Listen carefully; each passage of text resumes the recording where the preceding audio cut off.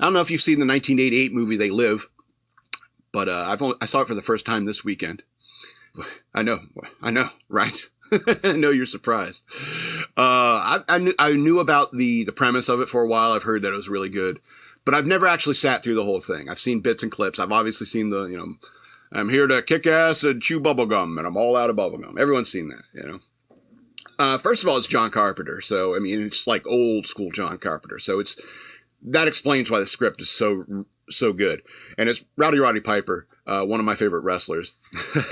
But he's chunky now. And by the time he got into acting and stuff like that, he got chunky and that's fine. And, even when he was, what was it? It's Always Sunny in Philadelphia. He was even a little chunkier, but he's a, big dude, beefy dude. And, God rest his soul.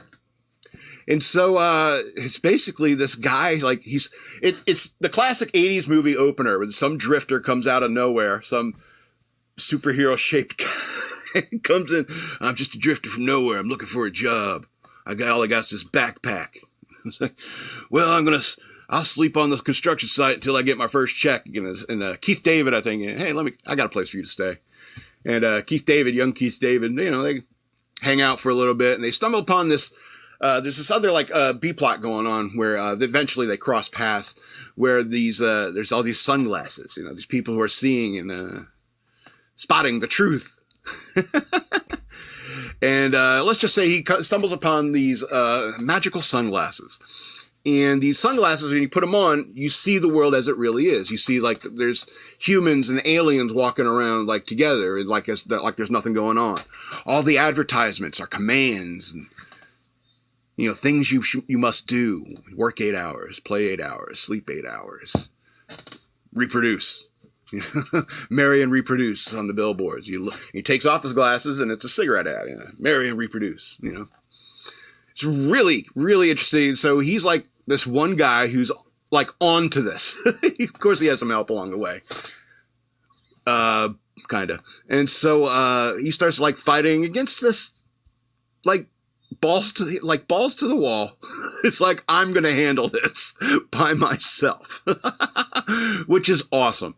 It's a really excellent premise for a movie. It's a really good script.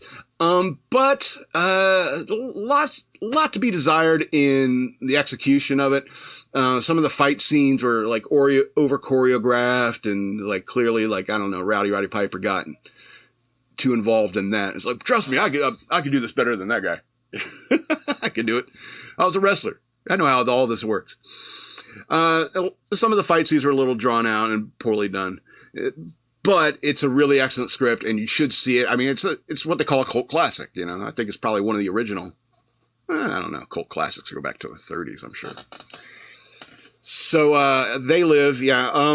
So my question is there going to be a remake? Is there a remake?